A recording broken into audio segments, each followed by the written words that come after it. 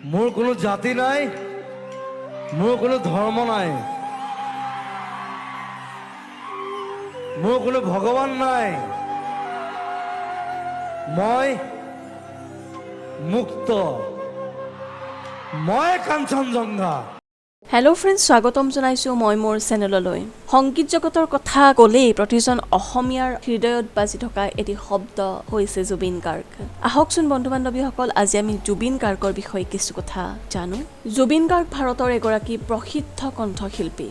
ইয়াৰ উপৰিও তেওঁ এগৰাকী সংগীত পৰিচালক, গীতিকাৰ, চলচ্চিত্ৰ অভিনেতা, লগতে চলচ্চিত্ৰ পৰিচালকো। অসমীয়া, হিন্দী ভাষা, বঙালী, বড়ো, কছাৰী, ইংৰাজী, মালায়ালম, মাৰাঠী আদি বিভিন্ন ভাষাৰ উপৰিও বহুকেইটা থলুৱা ভাষা তেওঁ কণ্ঠদান কৰিছিলে। 1972 চনৰ 18 নৱেম্বৰত মেঘালয়ৰ তুৰাত জুবিন গাৰ্গৰ জন্ম হয়। জুবিনৰ পিতৃৰ নাম হৈছে মোহিনী এম বৰঠাকুৰ আৰু মাতৃৰ নাম আছিল স্বৰ্গীয়া ইলি বৰঠাকুৰ। প্ৰথমতে জুবিনৰ নাম আছিল জুবিন বৰঠাকুৰ। প্ৰসিদ্ধ গীতিকাৰ জুবিন মেহতাৰ নামত জুবিনৰ নাম ৰখা হৈছিল আৰু গোত্ৰৰ নামটো উপাধি হিচাপে ব্যৱহাৰ কৰিছিলে। জুবিনৰ পৰিয়াল মূলতে শিৱসাগৰ জিলাৰ জাজিৰ। জুবিনৰ দেউতাক কৰ্মসূত্ৰে মেজিষ্ট্ৰেট আছিল আৰু চাকৰি জীৱনৰ প্ৰথম চোৱাত সঘনাই ইঠাই সিঠাইলৈ বদলি হ'বলগীয়া হৈছিল। সেয়েহে কণমানি জুবিনৰ ল'ৰালি কালচোৱা বহু ঠাইৰ অভিজ্ঞতাৰে ভৰপূৰ। জুবিনৰ পিতৃয়েও কপিল ঠাকুৰৰ ছদ্মনামত কবিতা আৰু গল্প লিখে। জুবিনৰ মাতৃ স্বৰ্গীয়া ইলি বৰঠাকুৰ এগৰাকী দক্ষ নৃত্যশিল্পী, অভিনেত্ৰী আৰু সুগায়িকা আছিল। তথাপি তেওঁ নিজৰ প্ৰতিভাক পেচা হিচাপে লোৱা নাছিল আৰু পৰিৱৰ্তে তেখেতে কণমানি জুবিনক ঘৰতেই তেখেতৰ সকলো কলা শিকোৱাৰ সিদ্ধান্ত লৈছিল। জুবিনে জীৱনৰ প্ৰথম গুৰু বুলি নিজৰ মাককেই বিবেচনা কৰে। জুবিনৰ ভগ্নী দুগৰাকী জংকী বৰঠাকুৰ আৰু পাল্মি বৰঠাকুৰ। জংকী বৰঠাকুৰ গায়িকা আৰু অভিনেত্ৰী আছিল।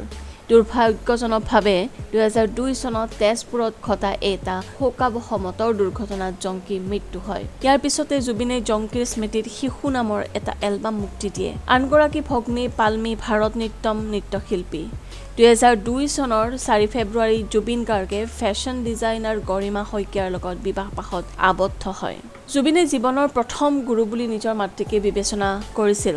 লগতে গুৰু ৰবীন বেনাৰ্জীৰ পৰা জুবিনে তবলা শিক্ষাৰে সংগীত শিক্ষা আৰম্ভ কৰিছিল। তাৰ পিছত গুৰু ৰমণী ৰায়ৰ ওচৰত অসমীয়া লোকসংগীত শিকি এই শিক্ষা অব্যাহত ৰাখিছিল। তেওঁ তামোলপুৰ উচ্চতৰ মাধ্যমিক বিদ্যালয়ৰ পৰা মেট্ৰিক পাছ কৰিছিল।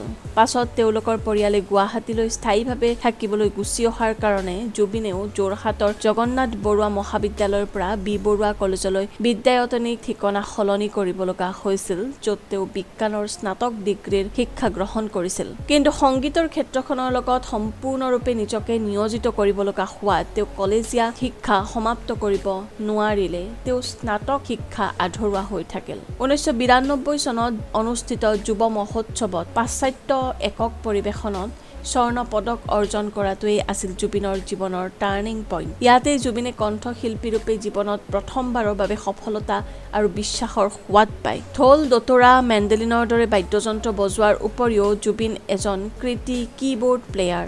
1992 চনত প্ৰথম এলবাম অনামিকা মুক্তি পোৱাৰ লগে লগে তেওঁ পেছাদাৰী সংগীত জগতখনত সোমাই পৰে।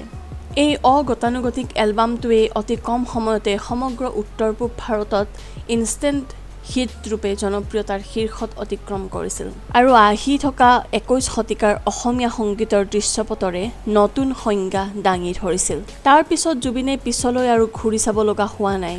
নিজৰ নামতে প্ৰায় 40টাকৈ এলবামৰ উপৰিও ভালেকেইখন হিন্দীৰ লগতে বঙালী আৰু 24খনতকৈ অধিক অসমীয়া চলচ্চিত্ৰৰ সংগীত পৰিচালনাৰে জুবিন সংগীত কেৰিয়াৰ অব্যাহত ৰাখিছে। তেওঁৰ শেহতীয়া বঙালী চিনেমা শুধু তুমিৰ কাৰণে 2005 চনত তেওঁ শ্ৰেষ্ঠ সংগীত বঁটা লাভ কৰিছে। যদিও জুবিনে নিজকে এজন সংগীতজ্ঞ বুলিহে গণ্য কৰে, তথাপিও এতিয়ালৈকে হিন্দী, তামিল, তেলেগু, পঞ্জাবী, উৰিয়া, মাৰাঠী, নেপালী আদিকে ধৰি বিভিন্ন ভাষাত 9000তকৈ অধিক গীত গাইছে। ফিজা, কাটে, মুদ্দা, ব্ৰাইডছ ৱান্টেড, গেংষ্টাৰ, প্যাৰ কে ছাইড ইফেক্ট ইত্যাদিৰ দৰে চলচ্চিত্ৰত হিন্দীত জুবিনৰ সংগীত আৰু কণ্ঠৰ কৰ্মৰাজি নিদৰ্শন পোৱা যায়। 2000 চনত জুবিনে তেওঁৰ নিজা অসমীয়া চলচ্চিত্ৰ তুমি মোৰ মাথো মোৰৰ কাহিনী লিখিছিল। 2005 চনত ৰাষ্ট্ৰীয় বঁটা পোৱা আন এখন অসমীয়া চলচ্চিত্ৰ দীনবন্ধুত জুবিনে অভিনয় কৰাৰ উপৰিও সহ প্ৰযোজনা কৰিছিল আৰু সংগীতেৰে সজাইছিল তেওঁৰ সঞ্জয় যাৰ দ্বাৰা পৰিচালিত হিন্দী চিনেমা ষ্ট্ৰিংছৰ সংগীত পৰিচালনা কৰিছিল তেওঁ কণ্ঠদান কৰা অন্যান্য ছবিসমূহ হ'ল gangster good boy bad boy প্যাৰ কে সাইড ইফেক্ট আদি হিন্দীৰ য়া আলী গীতটোৰ বাবে জুবিনে 2007 চনত গ্লোবেল ইণ্ডিয়ান ফিল্ম এৱাৰ্ড আৰু